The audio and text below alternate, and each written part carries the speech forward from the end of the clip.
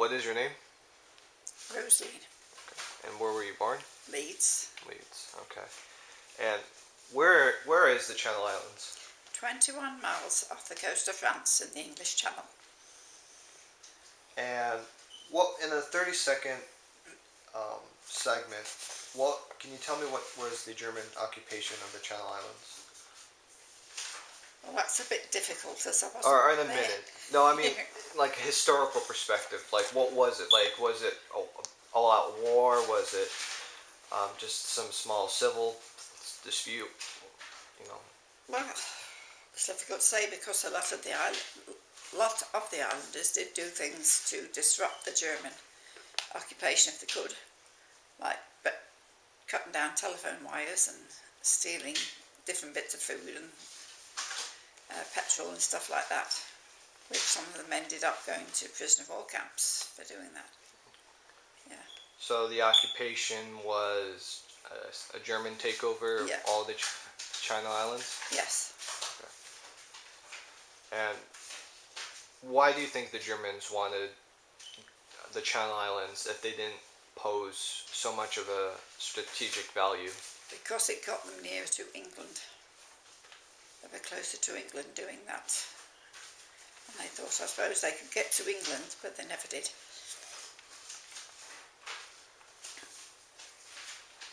Could you tell me what happened when the Germans got to the island, about what happened with the bombing? I don't really know, because... Okay. Yeah. Now, did everyone evacuate the Channel Islands? No. Because it was always said if everybody had evacuated the Channel Islands, England would have bombed the Channel Islands. But they couldn't because people were still on the islands, so they couldn't bomb them. No.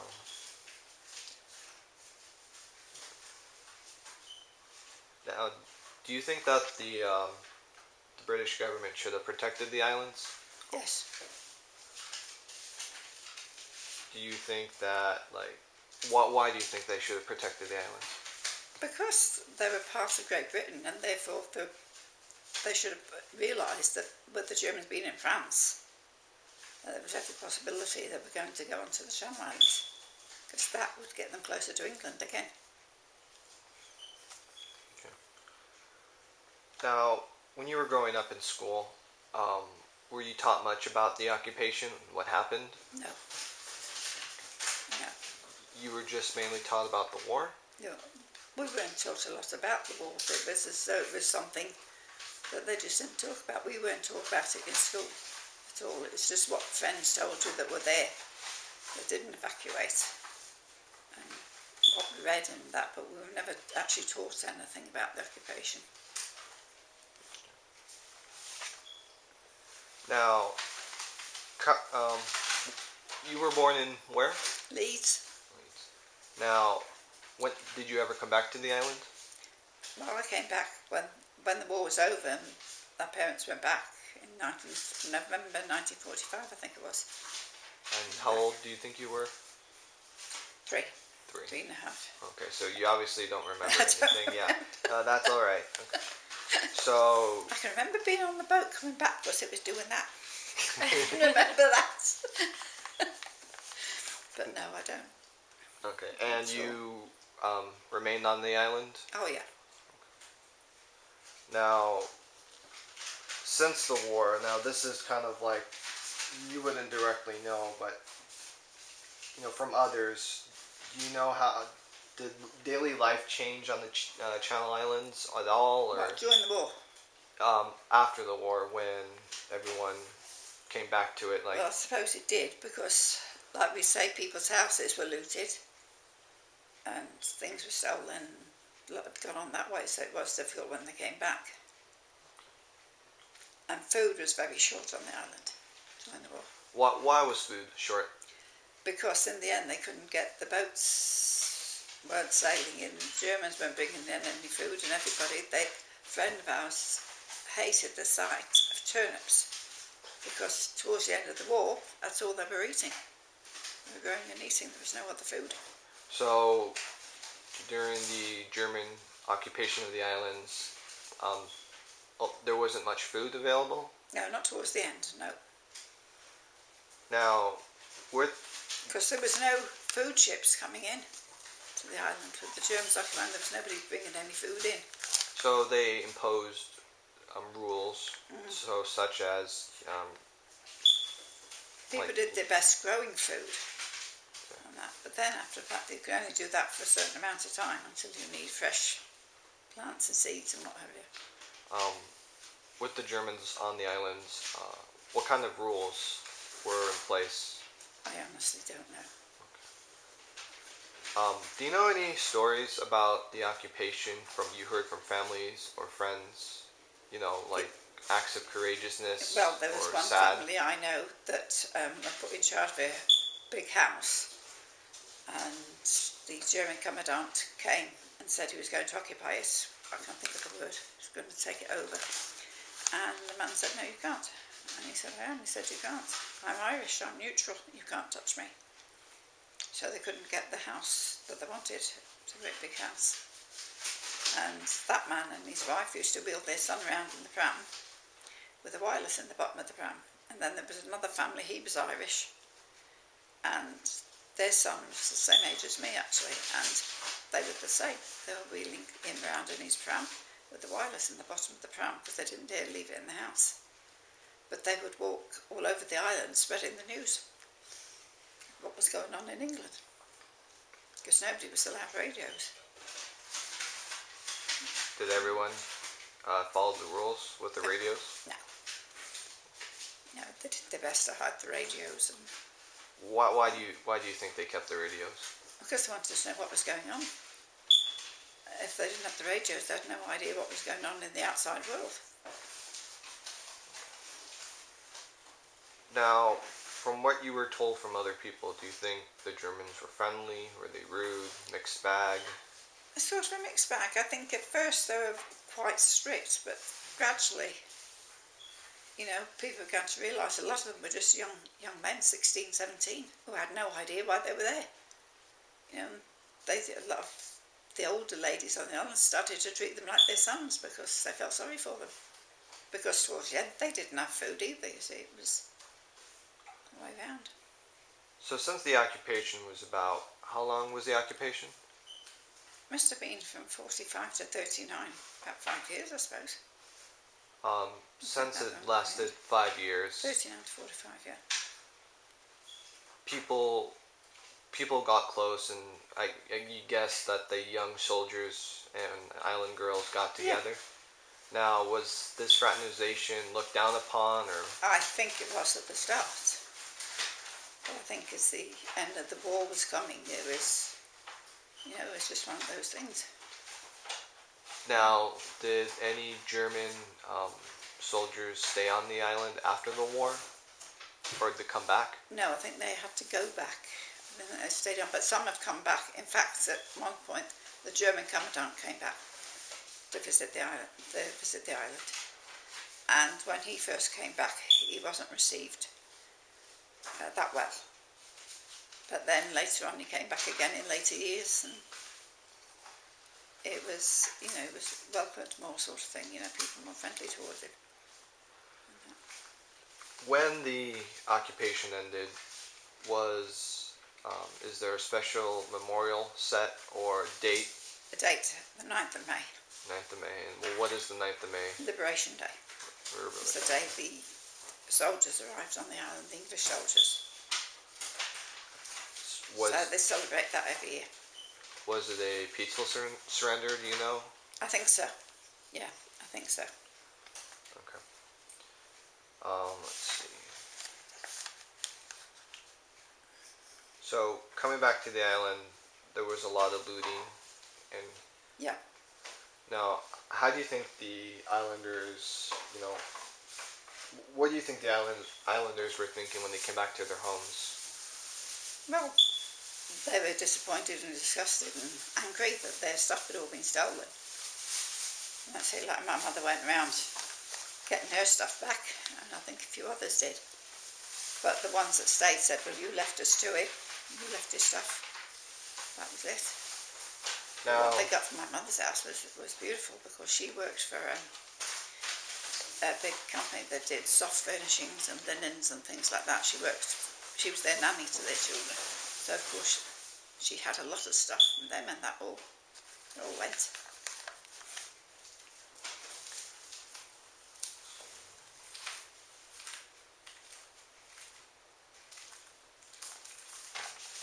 you want to end it real quick? So they got separated? Yeah. They did? Oh. Okay, so coming back to the German soldiers, do you think the Islanders, or people in general about the UK, do you think that they had hate towards Germans as a race, or the soldiers, or did they have a problem with As a race. as a race? As a race. Yeah. They didn't just hate just the officials. They just hate everybody. It was just the Germans. They just took an instant like to the German race sort of thing. They had no time for Germans whatsoever. Is there? But now that's all. It's all gone. So yeah, they become more acceptant. Oh yeah, yeah. But for quite a time after the war, you can understand it that they said, because on one of the islands on Alderney, people evacuated, but Alderney, they used them to build things there. They had what they called slave labour, and they brought prisoners of war to work in Alderney, and they had a real bad time. They had the slaves build the underground military hospitals. Did you go around one when you came? Guernsey? Military hospital? Oh, Guernsey Hospital, I'm not sure. All the islands had a German underground hospital. Yeah. It was all like these other prisoners of war that they brought in to build them. Yeah. Do you know of any laws or restrictions after the war that limited the rights of Germans?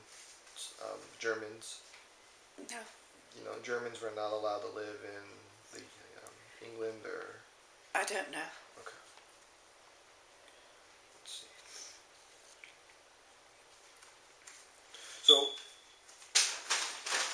what do you think changed about the island? I mean, what were you told that happened to the island besides the looting, or was anything else changed?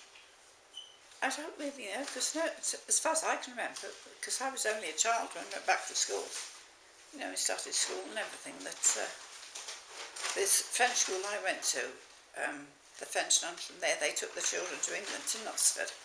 That's when my friend went when they were little. They went to a place called Knutsford. They took the children. And all the children where did they go?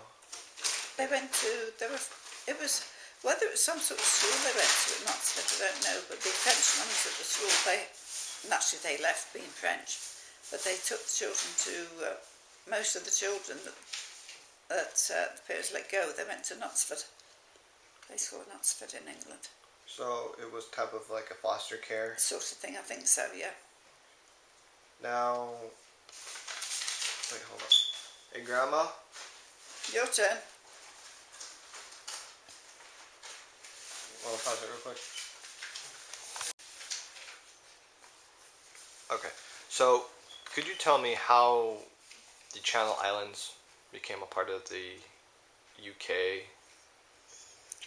Back in the olden days, times of the war, the Duke of Normandy and that were all fighting with England, and in the end, I don't know the exact way, but the Duke of Normandy gave the Channel Islands to England as a present. Present? Yes, we were never conquered by England, we were given to them. But even though we were sort of part of France, he gave the Channel Islands to England as a gift in 15 something or other. So are you British citizens? Yeah. Are you French citizens? No, we're British citizens. Okay.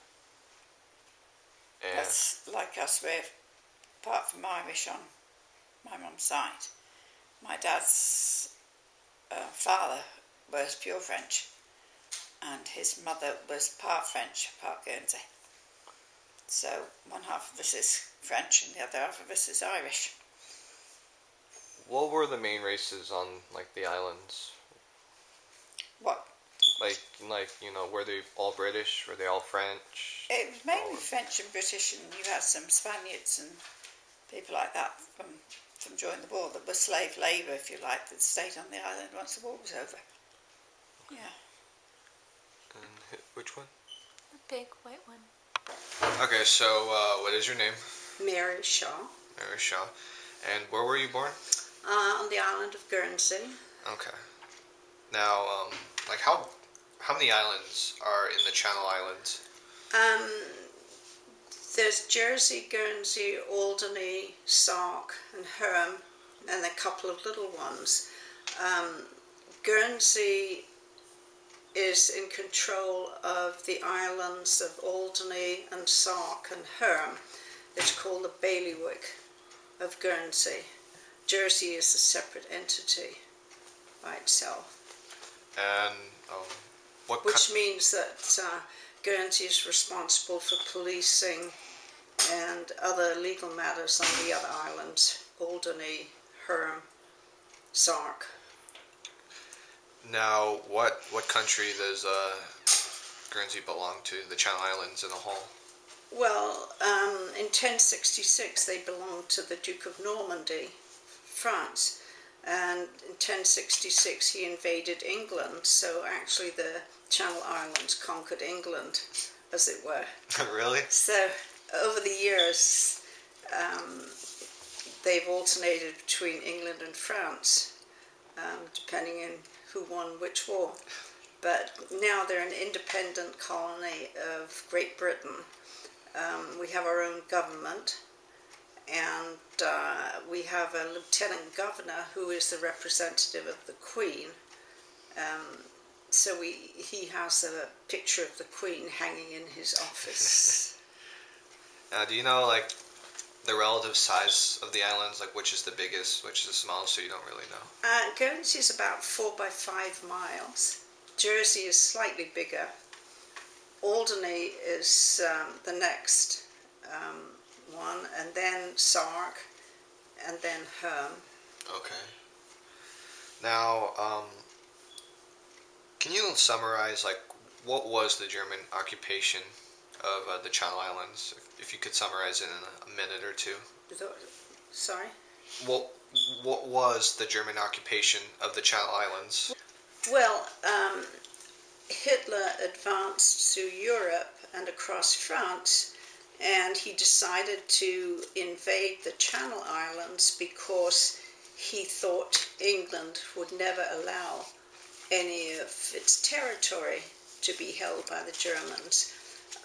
Unfortunately, the islands were of no strategic value, so as Hitler approached the coast of France and was planning to invade the islands, Churchill said he would take off any able-bodied men who were willing to serve in the armed forces. A lot of people left on their own. My family, including myself, left on a Red Cross boat. The Red Cross sent a boat to take off women and children that were still there. So I had a grandmother living in England, so we went to her. We weren't billeted with other families, so we didn't have to go to kind of refugee centres. We had someone to go to. Now, how old were you during the evacuation? Well, I was born in 1937, so in 1940 I would have been 3 years old. So you obviously don't remember anything about the evacuation itself? Not really, because in those days we didn't have television, all the technical gadgets, so our minds were really very naive and we weren't exposed to things. Now, as you grew up, did your parents tell you anything about the evacuation, or not really? Not really. I don't remember too much. I know my father, who used to do farming, was rejected by the armed forces because he had a crippled leg. So he had to go and work in a factory, which was quite devastating for him. And we were in northern England, so the winters were quite severe there. And he developed chest problems from the cold and damp there was. So he was very relieved to get back to the island. Let's see. So apparently it was a voluntary evacuation. Can you tell me why do you think people stayed?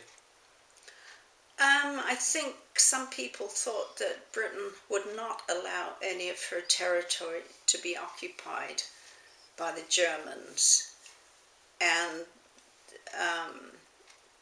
of course it lasted 5 years. Everyone thought that, if they did invade, it would just be for maybe a year or something. No one expected or foresaw that it would be 5 years. Wow.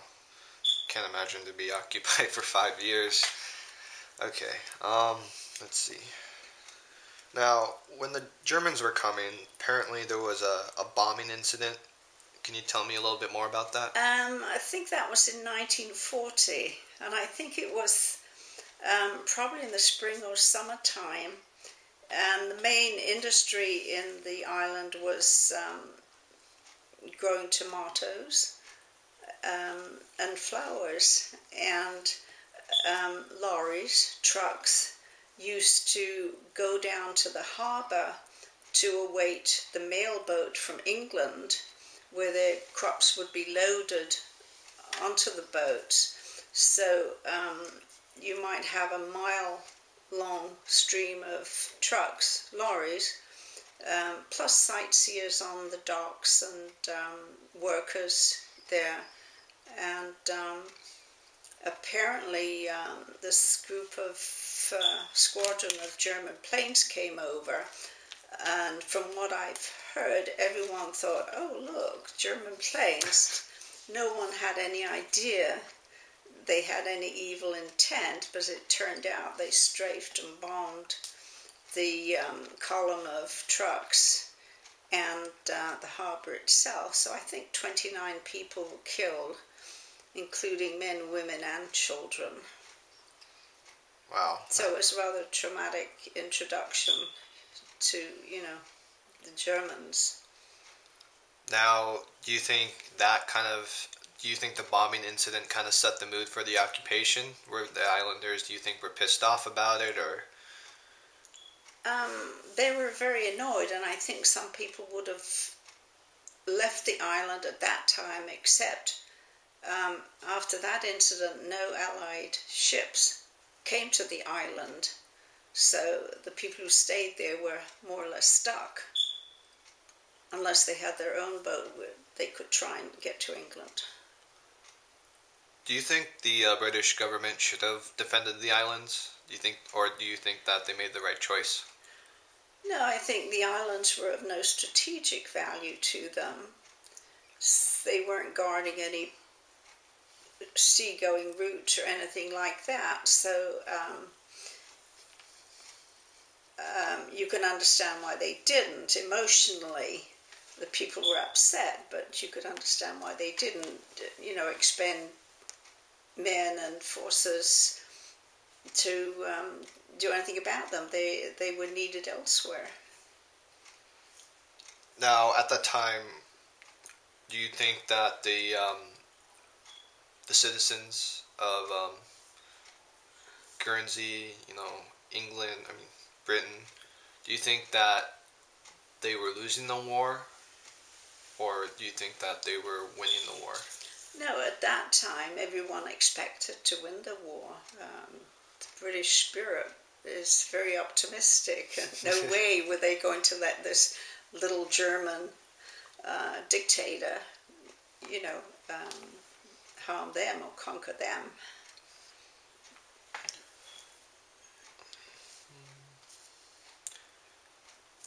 Do you know any stories you were told about with experience with the Germans?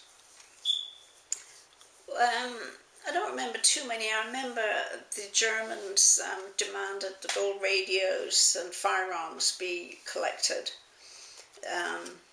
and some were turned into the Germans, but other people hid their radios and hid their guns from the Germans. did what they could to resist the demands of the Germans. So they imposed a lot of rules. Do you know any other type of rules that they imposed? I think they had a curfew. I think no one was allowed out and about after dark, and which wasn't difficult actually, because after the first several months there was no petrol, as the English call gasoline, on the island, so nobody could use their cars. What little fuel was there was reserved for the German commandant and his staff. So people were, quite happy to stay in their houses and not go out and get into trouble. Now, let's say that someone were to be, caught breaking the rule. What do you think would have happened or did happen? I think they could put them in jail for a few days or something, but I don't think they were too harsh on things like curfew violations. The punishments for hiding a radio or hiding a gun were much more severe. You could get deported for that.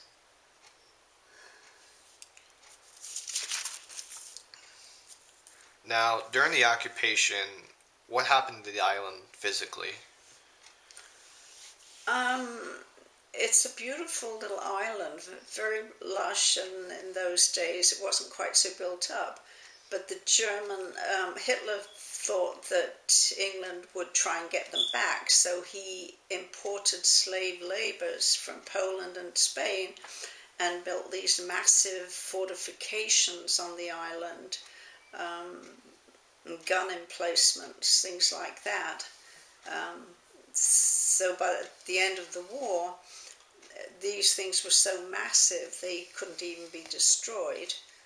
They were just left there as a reminder of what happened. Now, since the occupation lasted 5 years, can you tell me what happened with the German soldiers and the islanders? Did they get along? Did they hate each other to the end? I think the first year or two they did not get along that well, but probably around the third year food started getting scarce. The island had a few thousand slave laborers there, plus the German soldiers, and the island could not grow enough food to feed everyone as they would like. So things got a little hard for both the Germans and the islanders. Although if the Germans saw a crop, they would always make sure that they got first dibs at it. So people would try and, hide their potatoes in the cellar or something so the Germans couldn't get them. So I think towards the end of the war, the islanders and the Germans were starving practically because there was so little food. Since there were apparently a lot of young men in the army, there were a lot of fraternizing with the islanders. Now, do you think this was looked down upon? I think it was by the older people, but if you get an 18, 19, 20-year-old soldier and you get young teenage girls, 18, 19 and 20, I don't think you can avoid fraternization too much, although it was frowned on by the older people.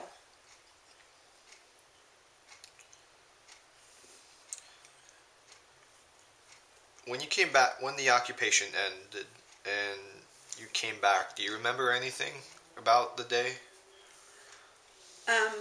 Well, one thing I should tell you before that, the German commandant on the island refused to surrender when the rest of Europe fell. So it was a full day after the rest of Europe surrendered before the German commandant agreed to be taken on HMS Bulldog, the British warship, and signed surrender papers. We returned to the island in 1945, and I remember our house had been taken over. We could no longer go there, so we were billeted in a hotel until we could find a place to stay. And the one thing I remember about that time is we were served black bean soup, which was pretty horrid. Because the people at that time were relying on Red Cross rations for food, because there was still a shortage of food on the island. Why were there a shortage of food on the island? Because the island did farming and grew, the main crop was tomatoes, and they still farmed that, but they could no longer import fertilizers and seeds, things like that, to aid in the growing. And if they had a particularly harsh winter or a particular disease hit a crop, there was no other food to replace that lost crop. The island always relied on imports for their things like sugar and flour and basic things like that. So those weren't coming into the island during the occupation. So people resorted to eating their potato peelings. Those wouldn't go away, and things they would normally feed to the pigs, people were eating now. Now, was fishing a big thing? Fishing was a big thing on the island, except the Germans put mines around the seacoast, and fishermen were forbidden to go out and fish. Wow, so you were not allowed to go out on your boat. So you weren't allowed to get food from any other source. You weren't allowed to go fish. That must have been tough. Yeah, it was for them. But towards the end, it wasn't just the islanders. It was the German soldiers, plus the slave laborers who were starving also. Now, these slave laborers, were they... who were they, essentially? I believe most of them were from Poland or Spain. And they were being punished for some reason, so they were sent to do slave labor, as they called it. And how old were you? Just to recap, when you came back to the island? I must have been about 8 years old. 8 years old, okay. One thing I should say, the British Medical Society did a study, and it turned out that the islanders who remained on the island had perfect teeth, no cavities or anything, because they had had no sugar in their diet for the years of the occupation. No sugar with the tea? I think they used to make a little sugar from beet. You can make sugar from beets, but not enough to make much difference. Now, backing up a little bit further, when people were evacuating, away from the Channel Islands, did the refugees receive any special aid, such as like housing or food or money or? I think some of the islanders sent their children on the Red Cross ships when they stayed on the island. Those children were placed in foster homes. We went to my grandmother's house, and a lot of English people thought we spoke funny, and since we came from an island, thought we'd be wearing grass skirts or something. But in general, people never treated any of the refugees harshly. It was... No, they were, lived as well as they could there. I mean, the English people had food rationing and things like that, so... It's essentially kind of a wartime economy. Yeah. So, do you guys have any special celebration for the end of the occupation? Yes, it's called Liberation Day, and there's a big celebration on the island to mark the signing of the surrender by the Germans. So, you don't celebrate on VE Day, but just the day after? It's called Liberation Day. Now, is it a big celebration like American 4th of July, or is it kind of Absolutely a major celebration. There's usually a representative of the Queen there, and they lay wreaths at the harbour where people died in the bombing in 1940, and there's usually a contingent of British forces there to commemorate the liberation. So after all that, and you guys came back to the island, was it difficult for your family to start over again? I think it was. All our furniture had been taken by various people, and through local gossip, my mother found out where certain pieces of furniture ended up. So my mother, being a very feisty Irish woman, marched down to the police station, commandeered a police constable, and had him accompany her to various houses to retrieve her furniture. And most of the people said, "Oh, we were just taking care of it for you, so we didn't want the Germans to take it." So I think she got most of her stuff back. I know you can't blame them. They're trying to live on the island, I mean, why do you think they stole it? Because they could. It's actually, I think the term for it is looting. But also people were burning furniture to heat to build their fires in the wintertime, because no firewood was being shipped into the island. And no coal. Most of the people had coal fires, so they had no coal, so they were burning what wood they could find, or burning furniture they could find. Were there a lot of trees on Guernsey Island? And one more thing, like, what was the kind of like the geological or geography of the islands? The what? The islands, like the plant life. Were there a lot of mountains?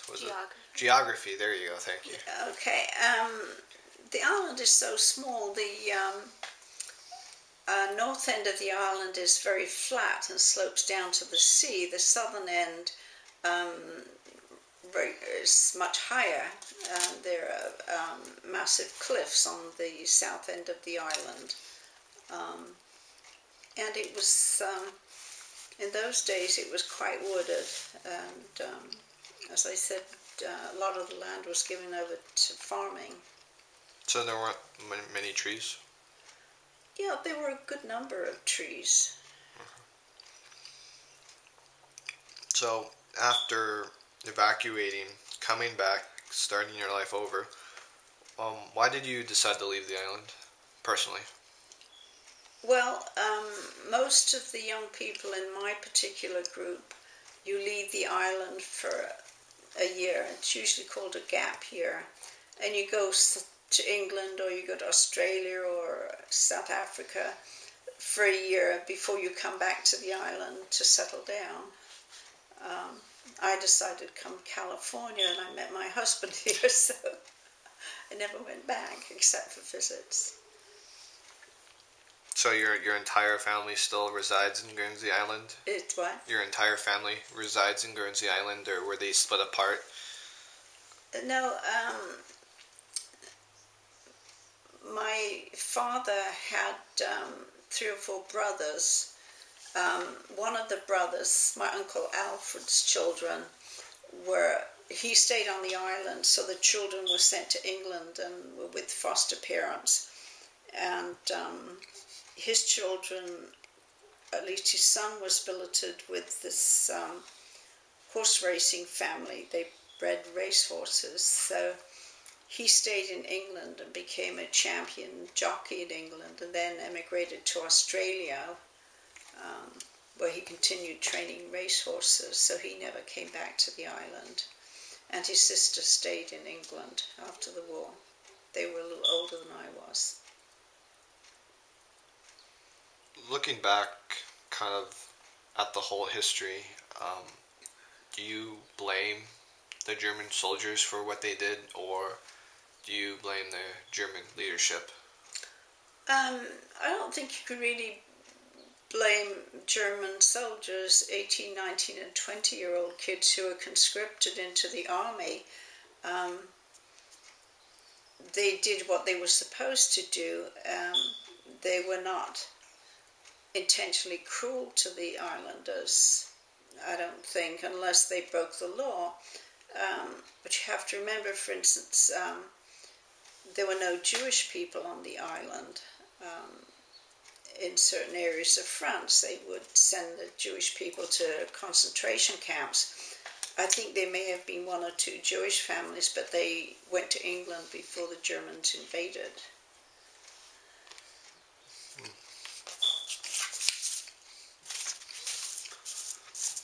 I have a question.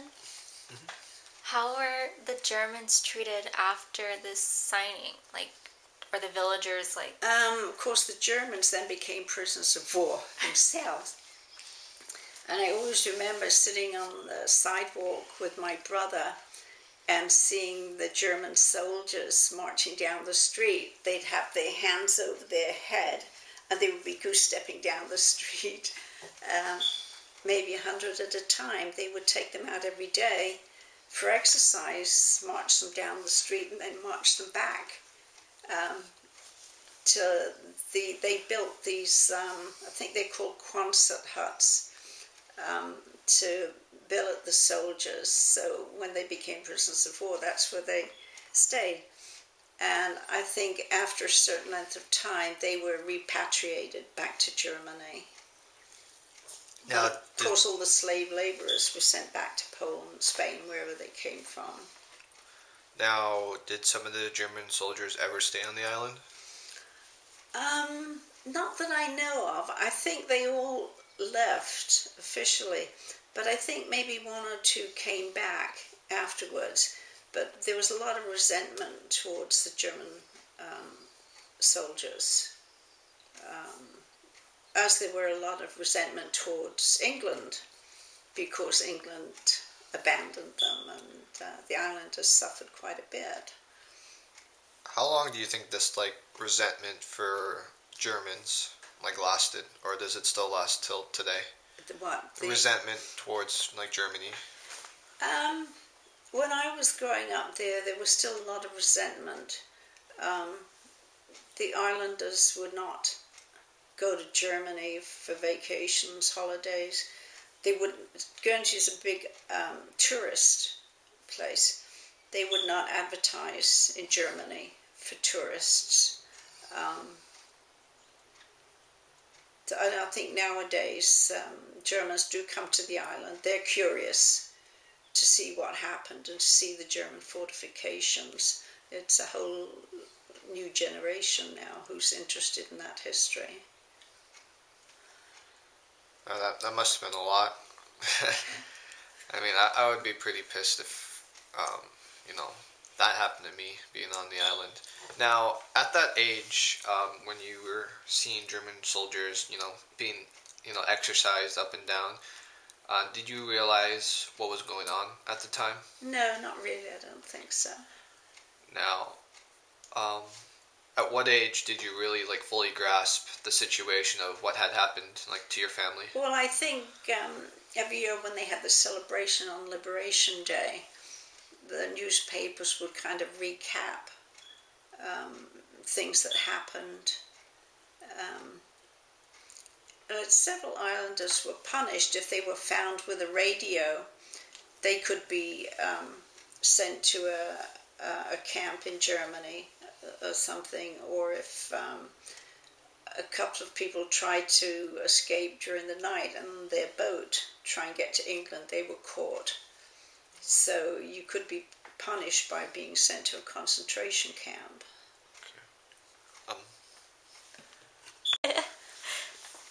Okay, so getting back to it, I'm going to be jumping back and forth since we kind of went over the main stuff. But do you know anything about any other major incidents on the island besides like the bombing?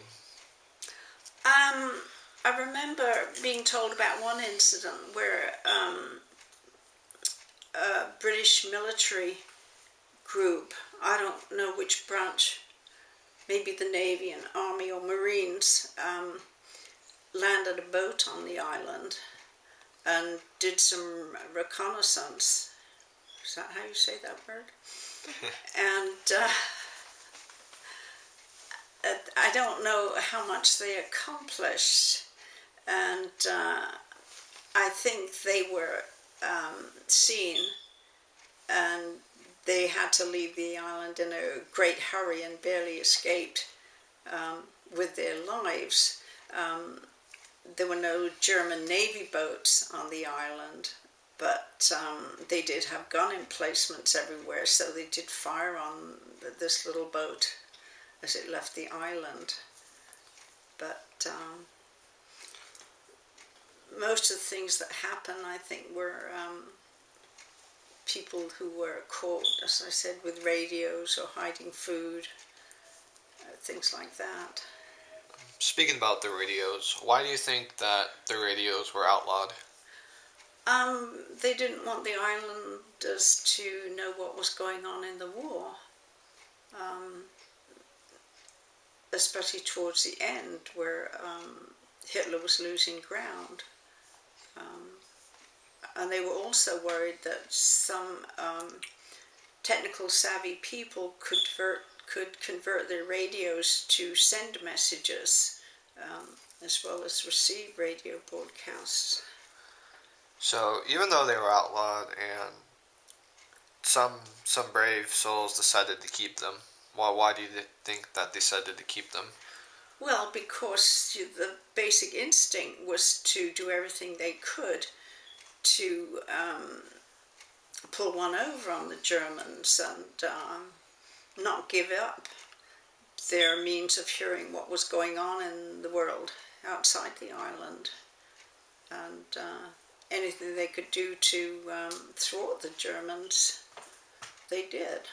So with this act of defiance, do you know of any like underground or resistance movements towards the Germans? I don't think there was. It was very organized. I think little groups of young men used to plan to do things to disrupt the German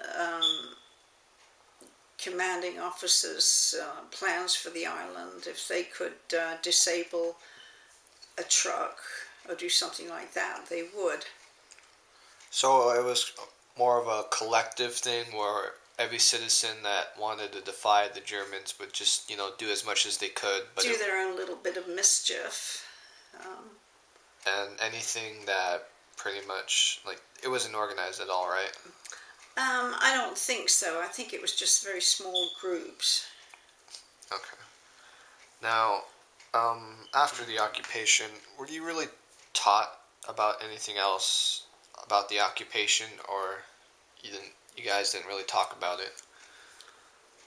I think for the first few years it was talked about a lot, and then every year before the liberation it would be discussed in school, and younger children were taught about it, taught what happened. Now, did you have any family members that fought in the war? I had a couple of uncles that stayed on the island, and an aunt who stayed, and my aunt couldn't do very much. She was disabled, but my two uncles continued farming as much as they could. Of course, they had to turn most of their crop over to the Germans. But do you have any actual soldiers that fought, or family members that fought in the war, or? No, because my uncle stayed on the island, and my dad wasn't able to join the armed forces. My mother had a couple of brothers in England. I think they were in the Air Force. in the Royal Air Force. Okay. So throughout your experiences and the stories you've been told, what kind of sticks out the most about the German occupation? Anything peculiar or something that strikes your interest? You cannot forget it when you go around the island and see the fortifications they built. One of the things they built was an underground hospital. This hospital was built into a mountain, and it was set up to do surgery and take care of any medical needs the Germans might have. So that is now a museum, but the concrete fortifications are just a reminder every day of what went on. So out of all the emplacements, they just made a bunch of museums off them, and Yeah, and I think there's a plaque at the harbour to commemorate the people that died in the bombing raid early in the war. okay. So just to recap, I want to just make sure I understand this. When you came back to the island, a lot of the stuff was like looted or burned down and destroyed. Now, did the British government ever help rebuild the island? No, I don't think they did. They had British troops stationed there to, I guess, guard the German prisoners of war. But I don't think the English paid any reparation to the islanders. Now, do you think that they should have? It might have been nice, but but I don't know how much they could have done. The island wanted to stay independent from England, so I think they accepted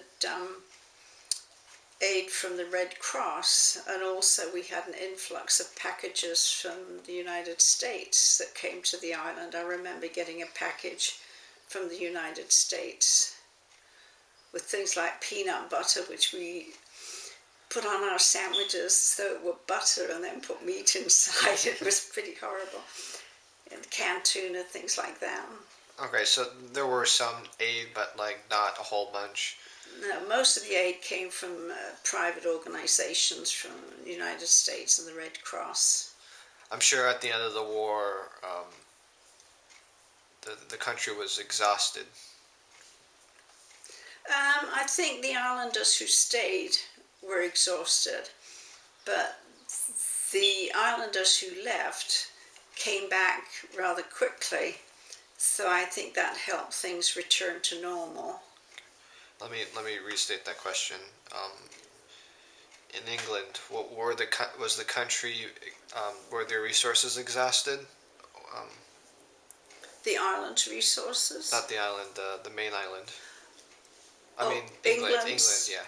Sorry. Well, England after the war, everything was depleted. I mean, there was food rationing, and I don't remember having food rationing on the island.